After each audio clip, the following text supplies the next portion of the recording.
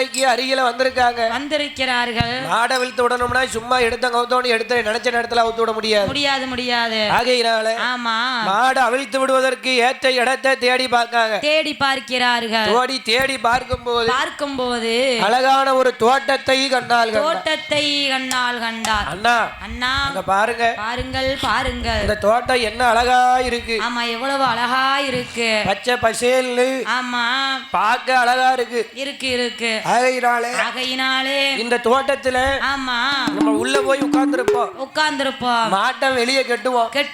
மாடு ஆமா கொஞ்ச நேரம் மேய்ஞ்சிக்கிட்டு இருக்கட்டும். நம்ம தோட்டத்துக்குள்ள போய் ஆமா கொண்டு வந்த கட்டுச்சோறை அவிழ்த்து சாப்பிட்டு விட்டு இளைப்பாரி ஆமா கொஞ்ச நேரம் கழிச்சு வண்டி மாட்டை எடுத்துட்டு போவோம் என்று சொல்லி அண்ணன் தம்பி 3 பேர்களும் மனதிலே நினைத்து வண்டி மாட்டை அவிழ்த்தார்கள்.